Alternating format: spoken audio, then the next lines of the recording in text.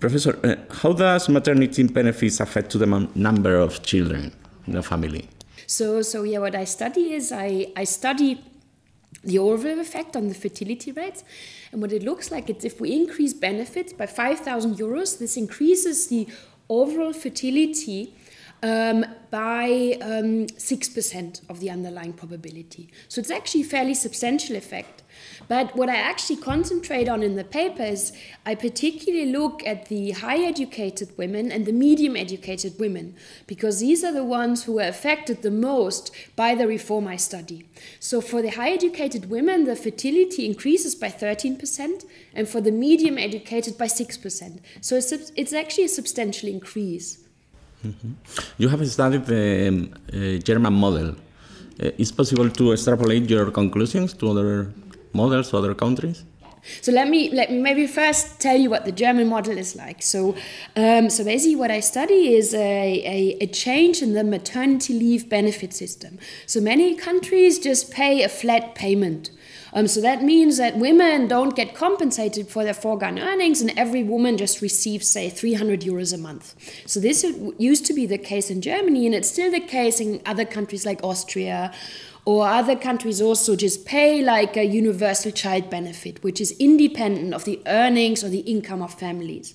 So what the German model did, it implemented in a way a Scandinavian system. So it basically means there's a sort of tilted benefit schedule with respect to the underlying earnings. So basically that meant that the earnings in case of childbearing were replaced by about 70%. So this is not just peculiar to Germany, this model, this is very similar to what is being done in Scandinavia. So for example, Norway or Sweden, they replace a woman's earnings between 80% and 100%. Or other countries such as Canada also do this. So even if I study, my results hold for Germany, and maybe the results would look slightly different for other countries, but this reform is not very peculiar. It's actually fairly representative of reforms which have been implemented in other countries. Mm-hmm. And can we talk about the perfect model or the ingredients of a perfect model?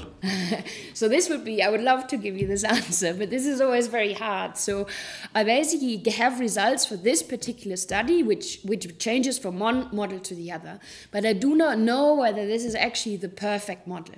So what I do see is that if I look at East German women, these are women usually who return back to the labor market early and who also have a lot higher childcare supply, that the results, the fertility effects are actually higher for them.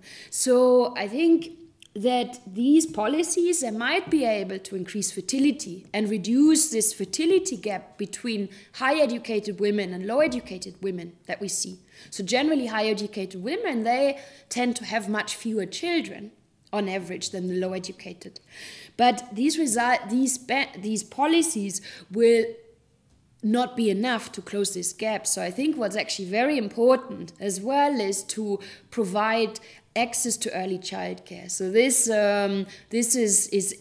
would be a policy which should be followed by many other countries.